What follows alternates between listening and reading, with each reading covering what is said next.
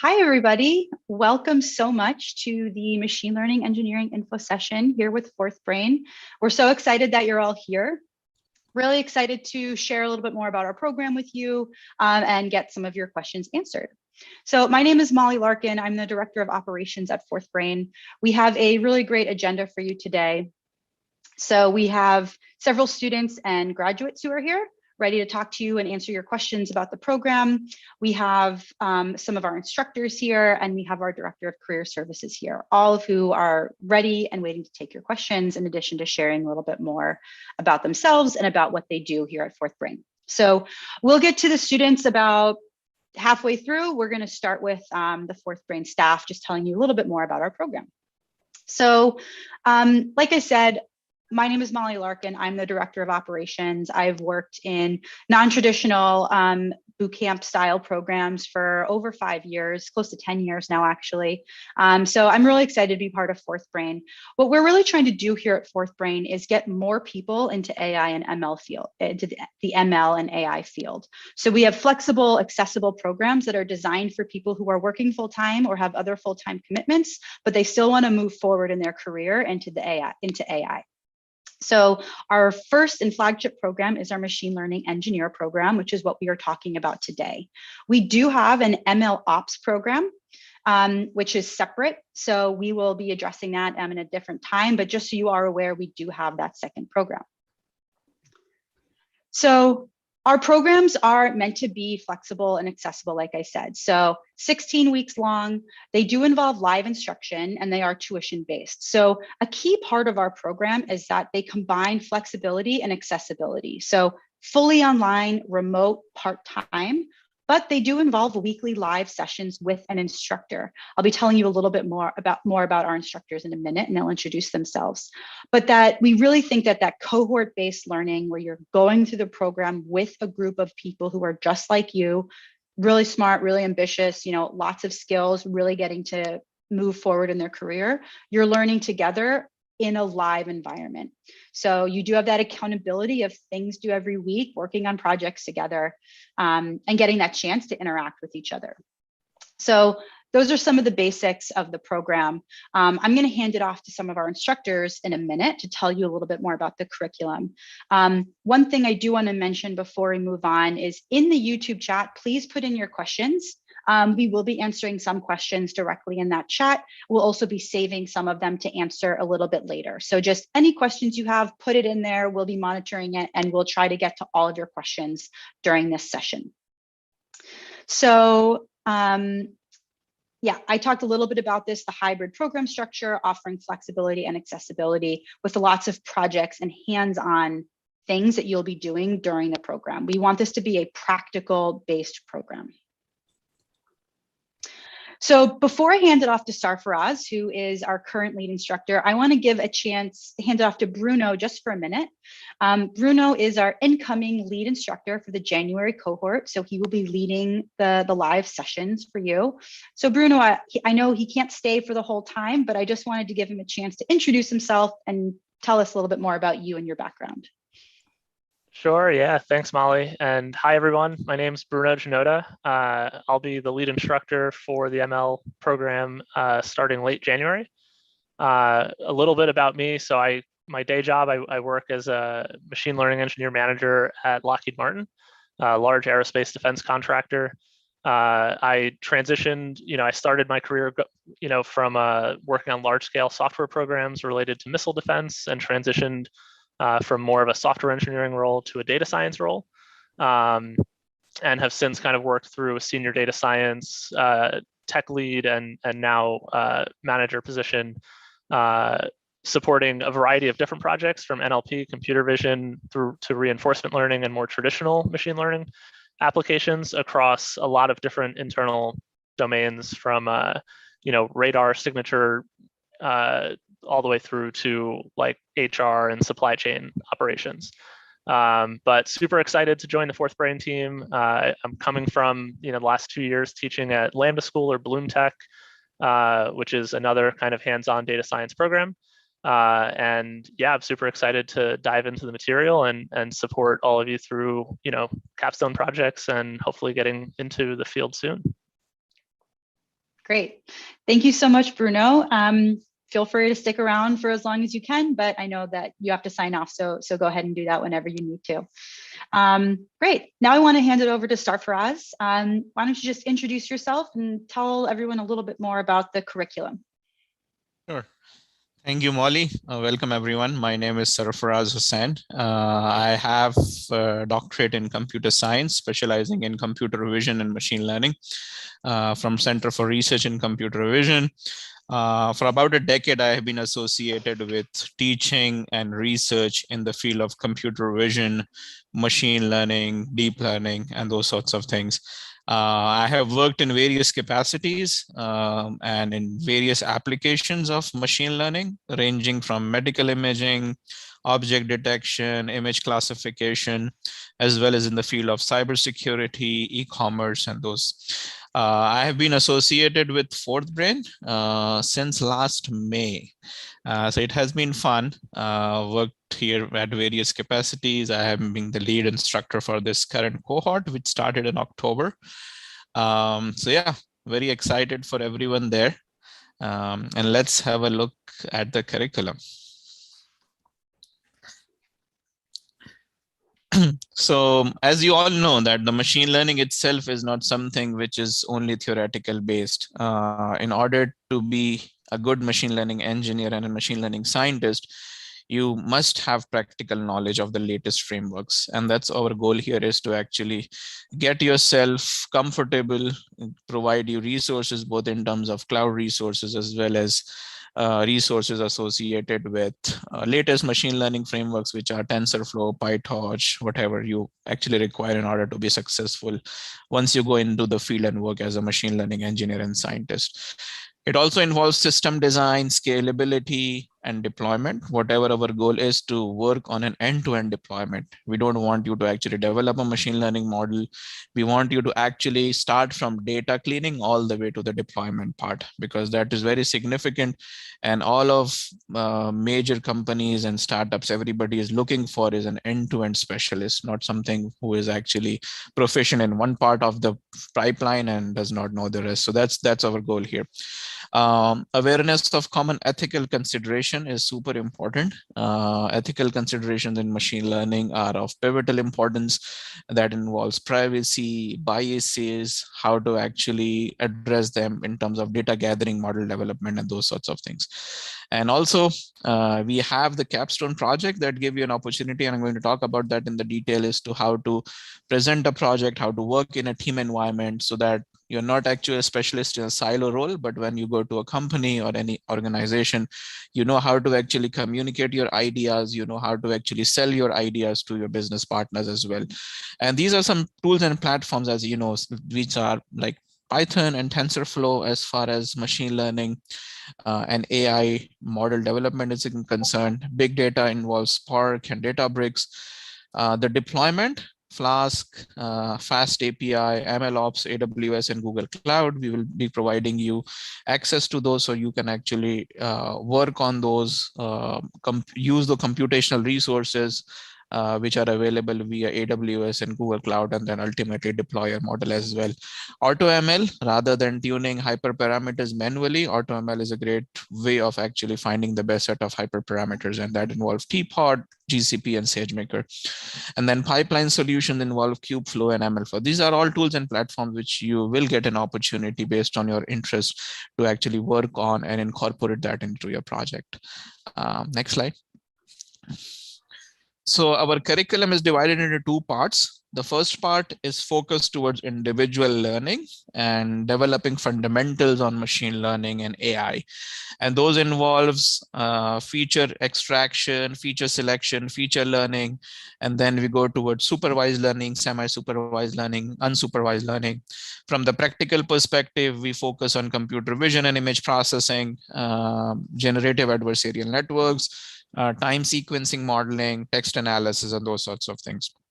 We also have weekly projects and assignments that would solidify whatever you have learned during the class, and that will give you an opportunity to actually practice it in a form of a live assignment kind of things, which you can actually do that. And in the second part is actually very interesting, which is a capstone project. We have some industry sponsored capstone projects. We have projects coming from Samsung, GLG, Group Buy, Ibotta, and multiple companies. So you will make like 2 or 3 people teams and focus on those capstone projects, or you can propose your own project based on your interest. So that's pretty exciting. And as I was mentioning, it will give an opportunity to work in an end-to-end pipeline, starting from all the way to data gathering, data cleaning, and to the deployment. And the access to AutoML, AutoGlue on GCP, Azure are also part of it. And these are some very interesting capstone projects from our previous cohort. On your left, you see depth estimation for 3D computer vision. And these color coding actually represent how far or near an object is. And as you can see, like the objects which are further away are of different shade in color. The objects which are closer to the camera are of different shades. In the middle, I think someone from our students are going to talk about the projects. It's about related to NLP. And on the right, you see semi-supervised methods in medical data sets. Medical imaging is something which I'm very excited about personally as well. It will give you an opportunity to work on projects that will help people potentially save lives as well. So this is medical imaging data sets you develop, and getting annotations in medical imaging, it's challenging. So what you do, you develop some middle ground like semi-supervised learning techniques where you do not require a large number of annotated data to train a great model. And at the bottom, you see the link. It's a very nice link. Check out for our whatever capstone projects our previous cohorts have been working on, and it will give you a very holistic idea about what these capstone projects are all about. Thank you. Great. Thank you so much, Sarfaraz. Really appreciate that. For everybody there, we did in the chat include a link to our curriculum. So, Sarfaraz went over the high level and kind of the big picture outcomes that we're going for. If you do go to our website, you can download the full syllabus so you can see exactly what's happening every week. So the link is in the chat, so you can go check that out. Right. And if you do have any further questions, continue putting them in the chat and we will get to it, if not right now, later in the session. So keep putting your questions in there. Great. All right, now I want to hand it off to James Van, our Director of Career Services. Feel free to introduce yourself and tell everyone a little bit more about what we offer from that perspective.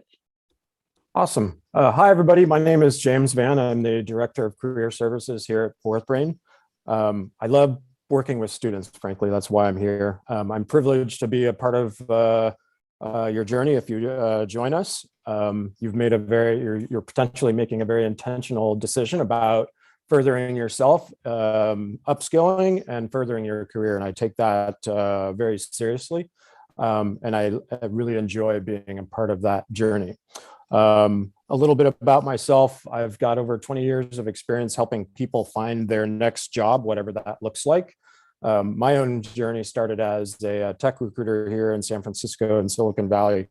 And after about 8 or 9 years, I transitioned into career counseling and career coaching after my master's degree. And I've been working in higher ed and other educational programs ever since. I've worked with a variety of students ranging from just, freshmen incoming at UC Berkeley to all the way to MBA students. And obviously, I've most recently landed it with working with tech students more interested in tech and technology. So that sort of seems to be my most interesting area for me and best fit.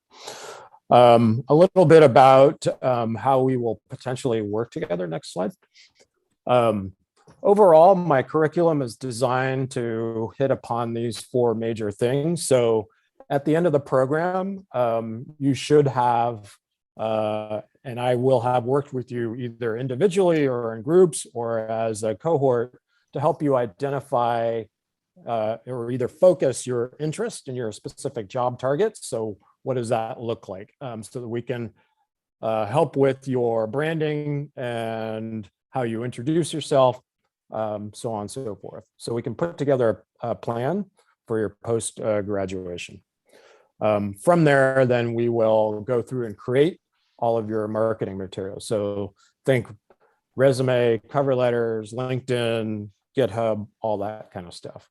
From then, it's a matter of, okay, taking, my expertise in terms of how the job search works, sort of taking that all apart and then figuring out your best way to sort of optimize your job search, putting it all together into a sort of an efficient and a cohesive job search plan, and then simply to execute on that plan.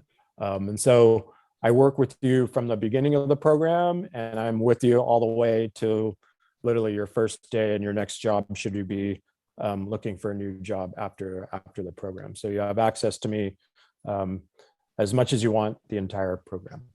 Next slide. How do I work with students? In a variety of ways. So for this upcoming cohort, these are the different touch points that I'll have with you as a student. So one-on-one meetings, there are certain things that just really requires me to work with you one-on-one for your specific individual needs. Towards the end of the program, I do like to put people into groups so that we can start working on a few things to launch your job search. I also hold weekly live workshops. So anything ranging all the way from resumes and cover letters all the way through to salary negotiations. So we do have live workshops that I teach on a weekly basis. And last but not least, I do put out content, sort of self-paced, asynchronous type learning where I will post information that you can read at your own time to sort of accommodate your flexible work schedule. So that's a little bit about like how I work with you. Overall, obviously my goal is to identify what your postgraduate plans are. So if you're going to stay in your current job, like, okay, let's work on a professional development plan. So maybe you're not going to be job searching, but maybe there's a career progression. So I can work with you and help you out with that. If you are a career switcher and you will be searching for a new job, then obviously that's a slightly different plan, and I'll work with you on that plan as well. My goal is that I meet everyone's needs, and that all of those people that do search for a new job get a new job within a timely manner. The first MLE cohort, I believe, graduated. All those people that were looking for a new job, 85% got a new job within 6 months. And we'll be releasing more information as the cohorts continue to hit that 6-month milestone along the way. But that hopefully gives you a little bit of insight into how I work with you and what the career services programming looks like going forward. Thank you. Great. Thanks so much, James. Really appreciate that level of detail. And if there are any questions for James, please put them in there. We'll certainly have question time for James a little bit later. So how do you join? What's the process for joining this program? So the admissions process is relatively straightforward. The program is for students with Python experience. So that's our #1 non-negotiable prereq. You do need to know Python to come into this program, and we expect that our students are fairly proficient. About 3/4 of our students that are coming in are data scientists or software engineers. So they have professional experience with programming. That being said, you do not have to have professional experience with programming. If you're self-taught, if you've been learning it on the side, that's also fine. We do have students who are coming from outside of tech or from sort of tech adjacent roles in analytics, operations, product management, also fine. We don't have any strict requirements other than Python. We do expect that you have some comfort with probability, calculus, and linear algebra. If you don't remember that from the last time you took it, there's plenty of refresher courses for free online. I recommend going and reviewing those. Most importantly, a really willingness to engage in the program, commit to the coursework, put yourself out there. This is a commitment. Most of our students do have a full-time commitment as well. So be ready to kind of spend that time and effort. And the more that you put into it, the more that you will get out of it. Our upcoming cohort begins on January 29th. We recommend that you submit your application no later than the 15th, which is in just a few days. That gives you time to fill out the online application, which is relatively brief, and then do the technical challenge. That technical challenge is primarily a Python coding challenge, just to make sure that you are ready to go with our curriculum and have the right Python skills.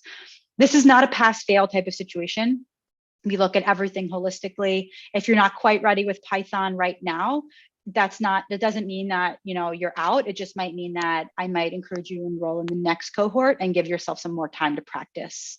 So definitely encourage you to apply, try that tech challenge, and you can ask me any questions along the way.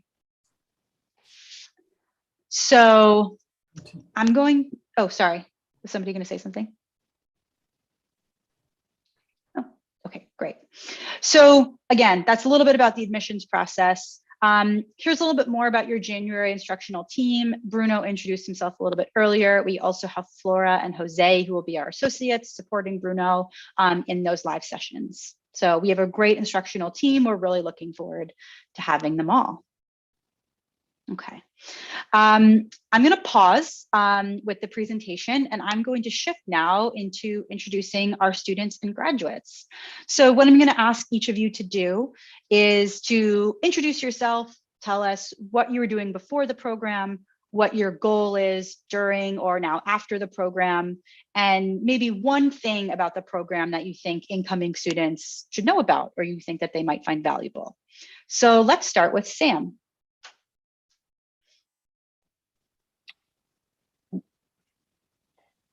Sorry about that, guys. I was getting video connected. So Okay. Hey, what's up? This is Sam coming to you live from my car here in Bethesda, Maryland.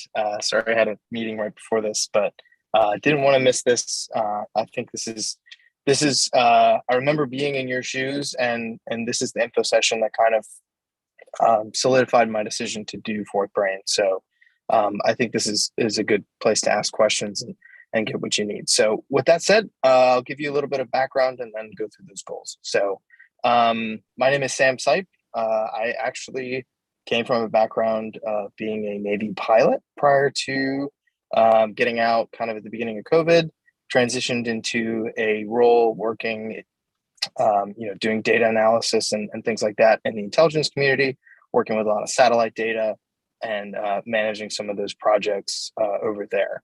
So I am definitely in the non-traditional category of people I think that are coming normally from ML or data science roles. And I was very curious about FourthBrain, and I think I lingered for about 6 months before I finally applied and then joined the cohort. So I'm actively in the course. I'm about halfway through, and Software Oz is definitely keeping me very busy.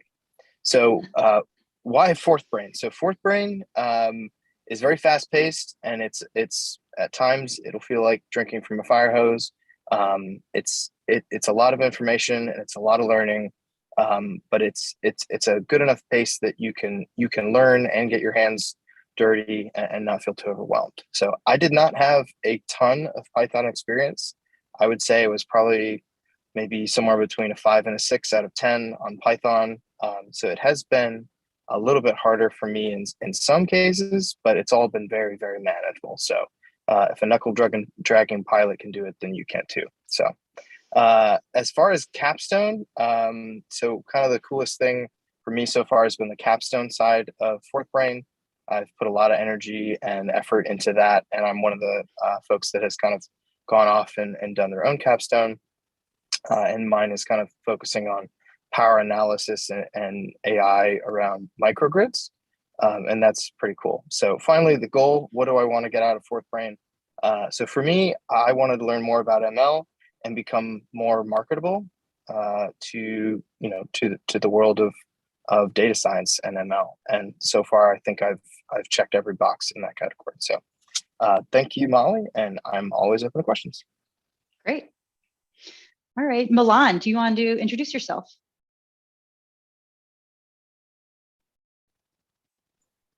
Hey everyone, my name is Milan. I'm a career data science operations leader my job daily is just providing business leaders with expert advice on data science, machine learning, and system design related topics.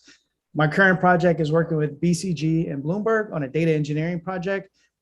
Just like Sam, I'm a former Marine veteran and have been in various analytics roles before jumping into data science a few years ago.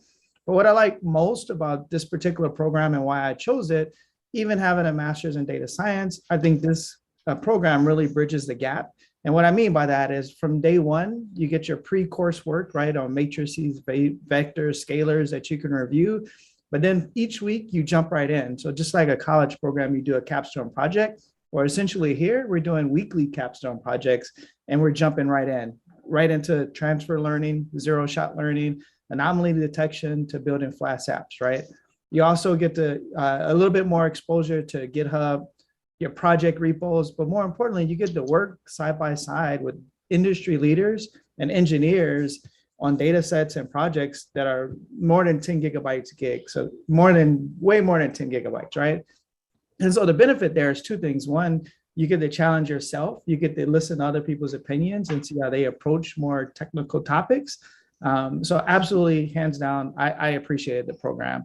And then the last two things is one, I really wanted to bridge my gap from the formal education where I learned in my master's programs to the latest frameworks of deployment with TensorFlow, PyTorch, and all these other things. And lastly, what I found even more valuable than most is the connections you make within the program. And then not only do you create these projects, but on the model evaluation side, you look at the fairness, you look at bias, but you also learn like how to develop the ROI from the model, right? If you create these models from end to end, how can you articulate the effects on the revenue? How many customers am I affecting? What's the spend per customer or churn? What's the effect on cost from this end-to-end model? Is it on indirect costs or is it direct savings? And so that type of information is absolutely crucial and way more valuable than just taking out-the-box data science class, where here you can articulate that whole entire end-to-end process and the system designs process, as well as the ROI, which makes this particular deployment the most best and optimal for you to take. So highly recommend it. The staff is absolutely amazing. And more importantly, you just get to learn with people who really love learning this type of technologies. Thanks, Milan. Really appreciate that. Jason, do you want to introduce yourself? I do. I wrote a bunch of stuff down because I want to make sure I get it all because I feel very passionate about FourthBrain. It's good to see Milan again. And Sam, I haven't met you, but I hope to meet you soon. I'm actually, of the three guys on the call, I'm not military, even though my dad was in Vietnam and he raised us very much in that tradition. But before FourthBrain, and I'm sort of smiling and laughing because I so clearly remember the call with Molly, the intro call, where I was just like, please, please, please take me. Like, here's my whole life story. I've been working on this thing. Please let me in. And she did. But before FourthBrain, I was a classroom teacher. I taught Spanish and Mandarin Chinese for about 14 years. And in the last 5 years, pre-COVID, I transitioned into a head of school role. So I was running a school here in Los Angeles. And then I'll never forget, in the spring, there was a disagreement with a math teacher. We had to let a math teacher go. It's hard to find good math teachers anytime. And 2 months before school ended, it's really hard to find good math teachers. So I said, you know what? I was good at math in high school. Why not? Let me jump in. And really loved it.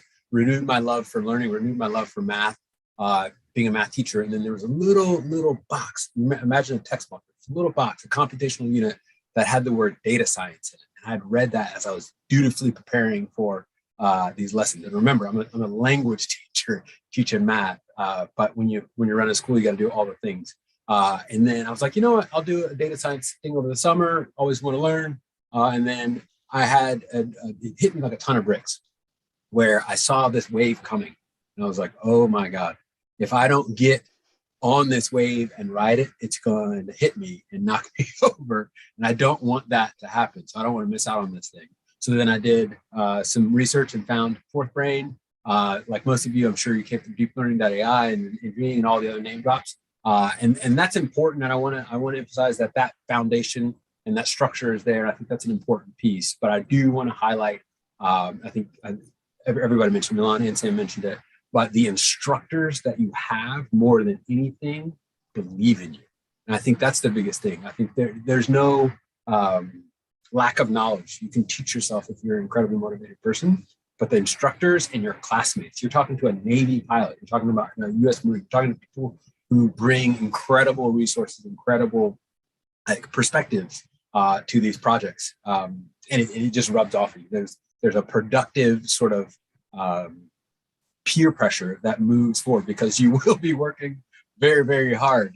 We joked about it, but you should right now be prepared to give up your Friday nights because you're not going to have them when you're cranking 9 to 3 on a Saturday. But I will promise you that it's worth it. And then my team was one of the ones who did the capstone.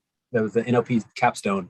And we're right now actually turning it into a startup, which is fantastic, which is I came in with a specific goal where I told Molly, like, hey, during the pandemic, I had to teach online. It wasn't great for a bunch of reasons, but this piece I want to automate and I need you to help me do it. She said, okay. And so from day one on Slack, I started yelling at all my classmates like, hey guys, I'm going to build this. Hey, I'm going to build this. I'm going to build this. And then over time built a team. And then it turned into our company, which is called Harkness AI. We've built successfully because of FourthBrain support. And I get sort of emotional thinking about this, but we've built it into a platform. It's the Fitbit for Zoom meetings, online and in-person meetings. It's able to track stats and give all sorts of feedback to users. And we got another little nugget of investment this morning. So more than anything, if you come in, I would say come in with a goal, come in locked and loaded, ready to work hard. And these people will surround you and wrap you with both the technical expertise, but also like the emotional support, because Sam mentioned it, Milan mentioned it. When Molly put up their calculus and linear algebra and probability, I was like, hey, you should touch up on it. I'm going to tell you, you need to study it and know it back and forth. You need to know how to transform matrices and all that piece, because you're going to need to be able to use it to build whatever you want to do. So that would be it. I'm happy to connect with folks on LinkedIn or email, but cannot sing the praises of FourthBrain more loudly or from a higher rooftop. But love it, love it, love it. So Jason, right back at you. I just wanted to add one more tidbit. You mentioned it's a lot of work. It's a lot of work. I spend probably about 20 hours a week. You could probably do it in less. But I think if you're someone like the three folks that have presented and you go all in and you want to learn as much as you can, I think you'll find yourself somewhere around 20 hours a week. But that's something that I really had a burning question when I was in your shoes. So I wanted to put that out there.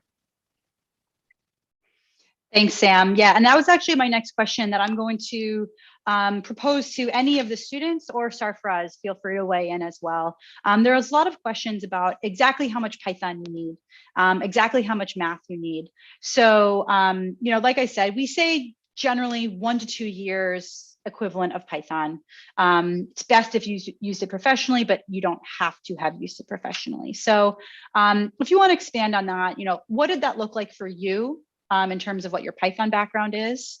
And then also, one thing I want to add, which you can comment on or not, many students who come in know a little bit of ML. We don't require it, but many people have at least explored it enough on their own to know they want to invest in this program. So if you're out there and you're saying, oh, well, I know some of these topics a little bit, that's most of our students. They know a little bit about some of these areas. So I also just wanted to add that as well. But students, Sarfraz, when you think about students coming in, what level of Python, what does that look like for a successful student?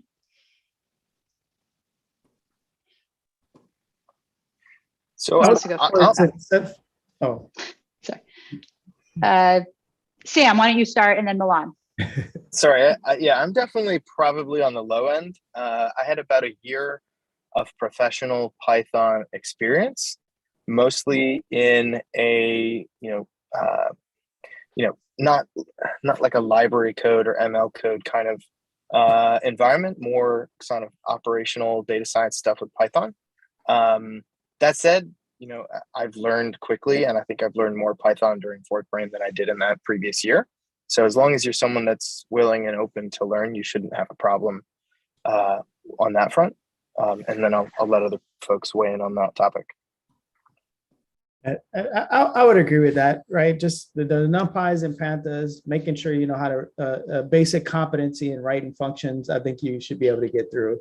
So if you can say, hey, I can manipulate a data set. So if you just take a random data set, you can manipulate that using pandas and NumPy and build some type of a for loop around that.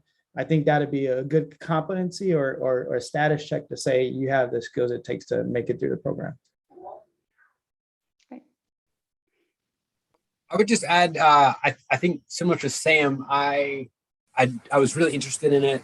I'd done one project for, I'm really into, another passion is foster care. So I'd done a project for a foster agency just to sort of map some data for them. So I had some limit, but it felt really much like I could cook in my kitchen with my stuff with a lot of time, a full Saturday. And it felt like FourthBrain was like, okay, now you're in a Michelin star restaurant. You got to go. And we're serving the Prime Minister of France. And like, you got to get this done in 15 minutes. So it's like both, yes, both are cooking. Yes, I would agree with you. No dispute there. The rate, the quality, and the urgency are a little bit different. And I think, and I know we're sort of ringing the bell. It's like work hard, work hard, work hard. But it really is.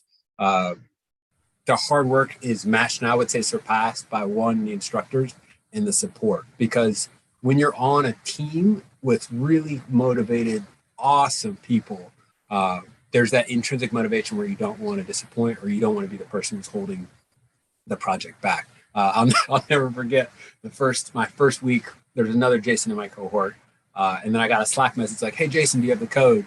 And I was like, "Yeah, sure, here it is." It was not very good code, and the guy was like, I was looking for the other Jason. And that to me, like, was a pivotal moment where you could tuck and fold and say like, oh, I'm going to feel sorry for myself and not work hard. Or like, oh no, I was going to take Saturday and Sunday off. I'm locked in. I'm going to work on Saturday and Sunday so that I'm not the person who's bringing it back. So when you have that caliber of person around you, you're going to learn whatever library it is, you're going to learn it really quickly and really internalize it, because you have the skills paired with like that emotional bonding with a teammate. I would just talk about the math background, since the other folks talked about Python. So as far as math is concerned, make sure you are familiar with linear algebra and matrices manipulation and those sorts of things.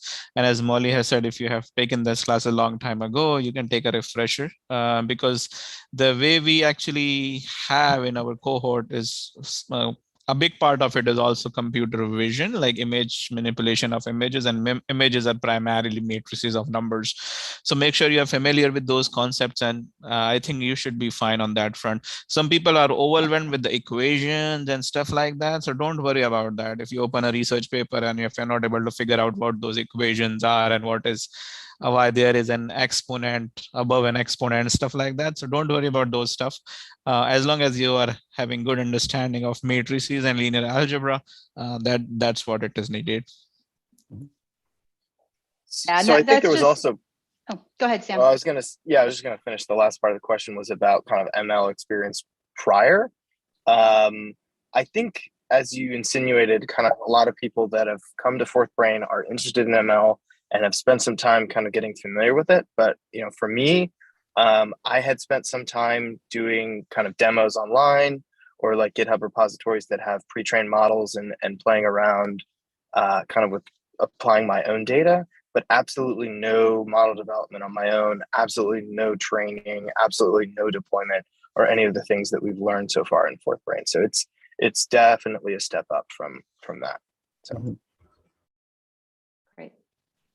Yeah, that's really helpful to just give context to everybody out there about what you need to know and how to set yourself up for success. That's great. All right. I'm going to put the next question to Sarfaraz first, and then students, you can comment if you want to as well. There were some questions about sort of the balance between part 1 and part 2, and just wanted to emphasize, talk a little bit about part 2 and what that looks like from, like, are there lectures? Is there content? Is it all capstone? Like, what does that look like? Sorry. So the first part of the cohort is developing your bases and fundamentals in machine learning. So that involves, as I was mentioning, fundamentals of machine learning, feature selection, feature engineering, supervised learning algorithms, semi-supervised, unsupervised. And then we talked about deep learning, talk about image segmentation, object detection, image classification. And all of these also have some live assignments, some offline assignments, coding assignments, which you actually work on. The second part is there is a content there. There are lectures, but all of them is focused towards a successful capstone project. So you will be working on a capstone project. You will have around 7 weeks to work on it, give or take, and then you will select either your own project or we will provide you from a industry sponsored projects. You can select that project and then you will make teams, and the rest of your time and focus would be on the capstone. We will dilute your live assignment to a bit. You will have less offline assignments because we want you to actually focus primarily on the capstone. And then on week 15, once you're finished the capstone, you're going to make presentation, and we will have people coming from outside, from the industries, also from those which are sponsoring those projects, to come and see your work. So that's like how we have balance between theory and practical, both of these things. Yeah. Great. Thanks. So I'll comment on that real quick, just because I think it's also important. So Carson's not here, but he's the assistant for our cohort. And I think I remember messaging him after the first week and just being like, there's no way I'm going to be able to keep up with this course. It is just way too much work. And that feeling, I believe, is intentional because they want to kind of get you to realize that this is serious. It's going to be a lot of learning. And the first few weeks are tough, especially if you're like me and you've been out of calculus 3 or differential equations or linear algebra for a while. You're going to take a minute to kind of get your feet back underneath you. And the first 3 weeks for me were very hard, very fire hose. And then from there, I definitely was able to catch up. By the midterm, software isn't graded yet, so I'm not sure, but I definitely started to feel like I knew what I was doing, and I was learning, which was pretty cool. And then, the capstone is what it is so far, but it's been a really cool experience, kind of being able to do the whole process end to end, which I think is a thing we keep bringing up, where you can go get your own data, pick your own models, train your own models, and then deploy into production. All with your own ideas, which is pretty cool. Mm-hmm. Great. Thanks for that additional insight, Sam. I think that, yes, the first few weeks are a lot for most people, and it does take an adjustment, especially if you're going from just your traditional 40-hour-a-week job to your 40-hour-a-week job plus 20 hours of this program. I want to reemphasize what Milan mentioned earlier. NumPy and Pandas practice a few weeks before the course starts always helps students in those first few weeks. So probably the best recommendation we can give for people who are coming into this cohort or planning to come in, that is really going to help you in the first few weeks. One thing I did want to circle back to, one question that I saw about, a little bit more about this Python test. It's done through a platform called CoderByte, which is sort of the same as a HackerRank or a LeetCode or one of those types of platforms. So if you're familiar with that, it's essentially like an intermediate level algorithm challenge. So if you're looking to practice or kind of see like, am I close to where I need to be? I would go into one of those platforms and take one of those types of practice challenges. Mm-hmm. So that's kind of how we sort of benchmark the program. But like I said, it's not like if you don't pass that, you're not going to get in. We will look at your background and what you're working on right now. I might talk to you about it. So, just give it a try, and we can go from there. We have a question about ML Ops in terms of, how much ML Ops is included in this program versus the other program. I might actually pass it over to Milan to answer first, and then we can also add any clarification after as well. Yep. I'll give a two-part answer. The first is I think on like just a time commitment, how I kind of planned out my personal time for the program is all day Saturday we're in class. So my Friday evenings or my Tuesdays were my 2 study days, right? I just blocked it off from like 6 to 9 or 6 to 10. And those are my 2 days to get all my homework and all the requirements done. And long as I stayed on that schedule, it made the program much more easier. If you don't have some set standards in terms of your time management, then you can struggle a little bit more. And just from a time management perspective, from an ML ops perspective, it's totally different, right? So in the MLE program, you start the first 10 weeks is majority doing machine learning engineering, building these models. Whereas on the ops side, you're more focused on deployment.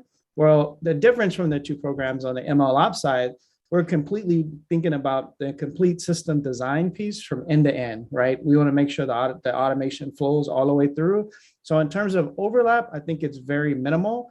The last maybe 3 or 4 weeks, I see some slight hints of some similarities, but the ML Ops program is all about 100% deployment. How can we create this infrastructure and then make sure everything's deployed fully? So we're not building models in ML Ops, we're actually deploying, understand the model drift.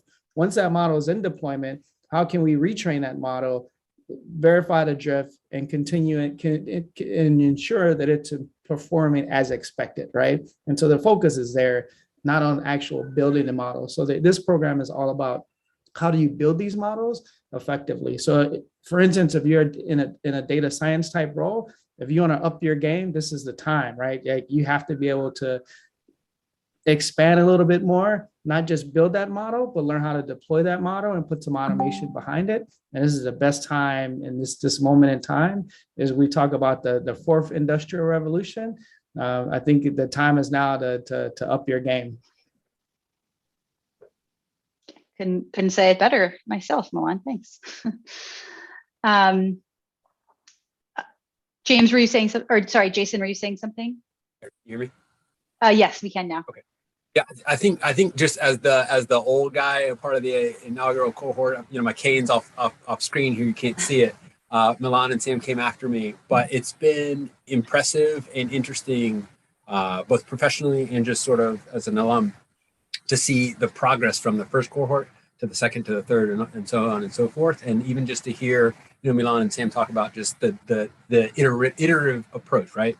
We're all in this industry, that word is probably overused, but I will say this, is that the thing that was really impressive was, without sort of name dropping, you get to see some data that everybody on the planet is curious to know about, and you get to play with that data.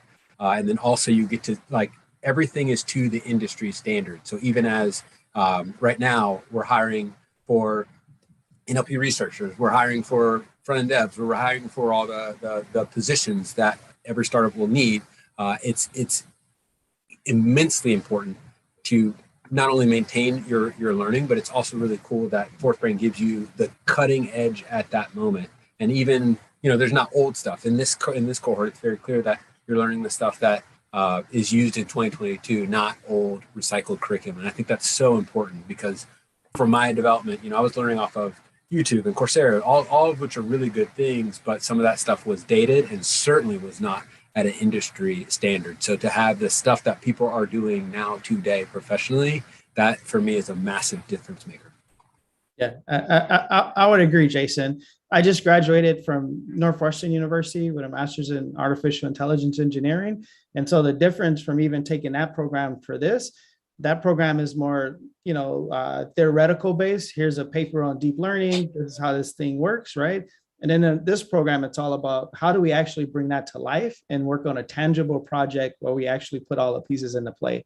So the difference would be, do you want to read some papers, or you want to like get your hands dirty and moving and actually start to build something and put that paper to life? Yes, our main focus is on being practical. So this is not a math-based course. As Sarfraz kind of mentioned earlier, this is not a theoretical-based course. We're really trying to be practical here and say, how are you actually going to use this when you go off and get a new job? There's one question that I think is relevant. I don't want to spend a ton of time on it, but it's a little bit about the difference in the market for machine learning engineers versus ML ops, and sort of what's the difference? Why do we have two programs? You know, what does that kind of look like? So I'll give a very brief answer, and then if James or Sarfraz want to comment, I would welcome that. So the machine learning engineer program is designed around the machine learning engineer job role. There's at this point, you know, pretty broad consensus about what that job entails, from modeling to deployment. That engineering piece is important. So that's what our program covers. We got a lot of feedback from our partners before we launched this program about what skills are you looking for, you know, what do you want in an ML engineer, and we designed the program based on that. ML Ops is a little bit newer, a little bit more open-ended, still means different things to different people. So we basically are structuring this around what are the most relevant tools that we think people need in order to, you know, once that model is, you know, developed and tuned and it's in your Jupyter notebook, what happens after? And so that is the way that that program was designed. So the programs, they're both jobs focused. But that ML Ops graduate might be looking at a variety of different roles. In some companies, it's a software engineer that does that. In some companies, it's an ML engineer that does that. In some companies, it's called a solutions architect. Sometimes it's a standalone role. Sometimes it's embedded into another role. So it's a little bit more open-ended from that perspective. And then James and Sarfraz, if you want to comment on that as well, feel free.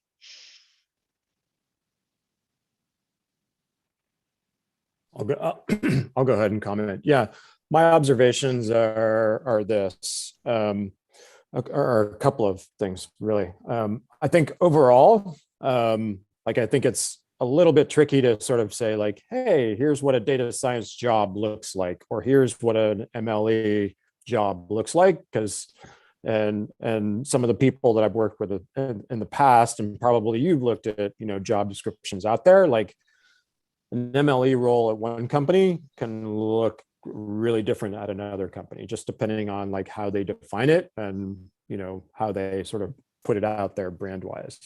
So I would encourage you to continue to go out and do a little bit of homework on and focus your energy on like, what is it that you really want to do? That's really the approach that I hope all of FourthBrain graduates do. I would say that ML Ops is probably a little bit more diffuse in the sense that it's still kind of a developing sort of job title, so to speak.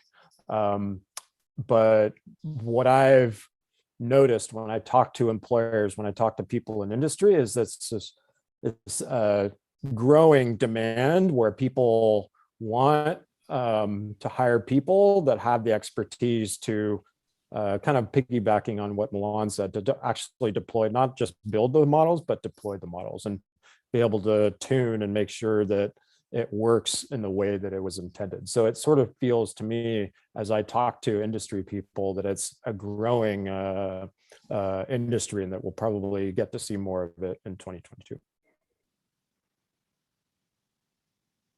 Great. Okay, well, I think that we have hit a lot of the questions that have come up, and I know that we've answered quite a few in chat as well. If there are any questions that we did not get to, please email us info@fourthbrain.ai and we will get back to you. In the last few minutes, I want to answer one question that I didn't address in the beginning, and then I'm going to hand it back to all the students to sign off. So a little bit about the structure of the live sessions. We've said a little bit about it on chat, but I just want to make sure it's clear. So we have one cohort of students that will be starting on January 29th. There are still seats available, so you can still apply to that. Roughly 50 students, 50, 55. When you start in that cohort, you can pick your live session times. So you can attend your live sessions on Saturdays from 9 to 3 Pacific, or on Tuesdays and Thursdays from 4 to 7 Pacific.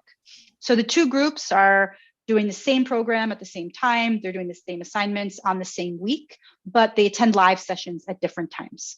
So as you kind of seen some mentions between the Tuesday, Thursday, Saturday, you don't have to attend all 3 days. It's either or.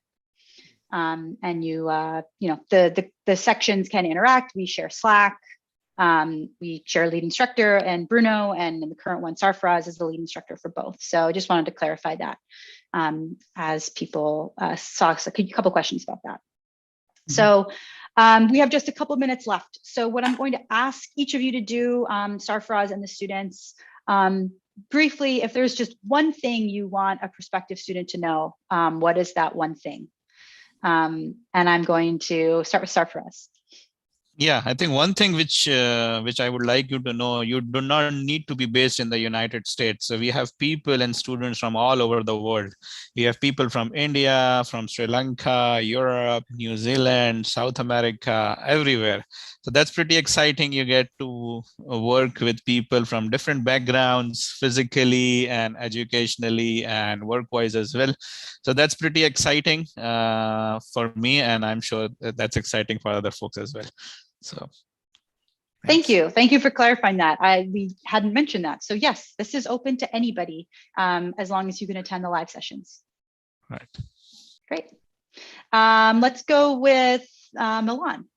I would say the biggest thing that I love is just that you get to work with people at various skill levels who all approach the same problem absolutely differently. So at one moment you could be working with a software engineer, someone who's head of sales, or somebody who's a trained data scientist. And when you get in that group, everybody has their own methodology for approaching that problem. And I think that's so valuable for me, just to see the different types of solutions that we can get to the same problem. And just think, when you get to a company or working for a client, I think I elaborated on too much, but nonetheless, just that learning from others is absolutely key and a great benefit. Thanks, Milan. Jason.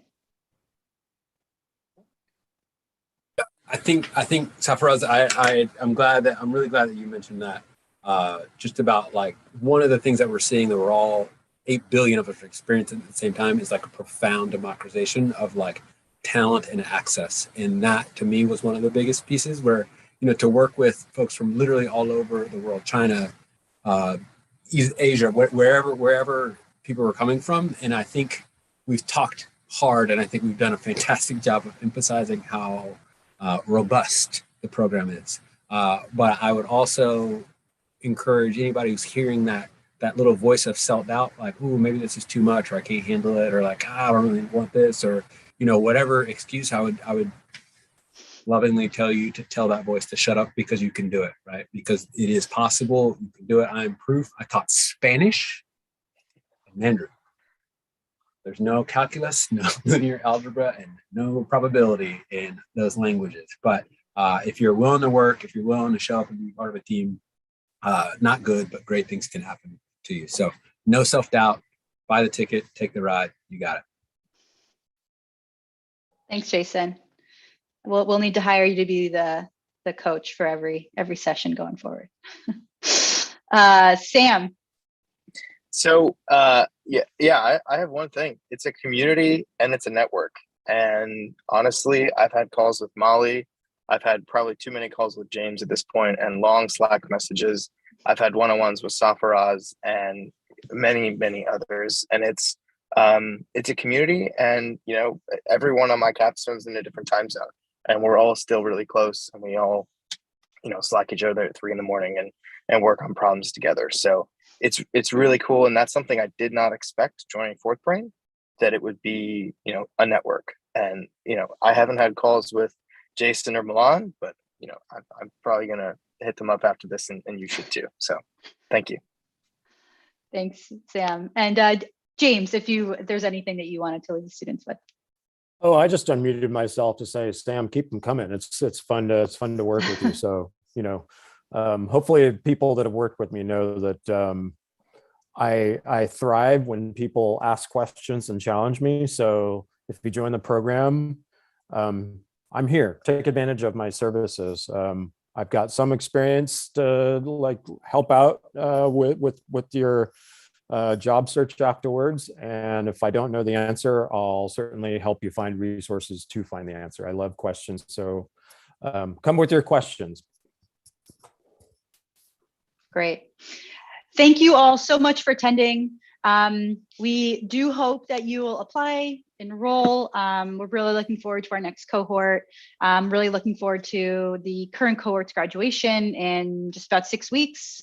And seeing all those capstone projects that Sam and his classmates are working on, that Sarfaraz is mentoring through the process. So if we didn't get to your question, please email us info@fourthbrain.ai and we will answer it. And we hope to see you in one of our classrooms very soon. Thank you, Milan and Sam and Jason and Sarfaraz and James, of course. Appreciate your time. Have a great rest of your day, everybody. Thank you. Bye. Bye, everyone. Thanks for having us.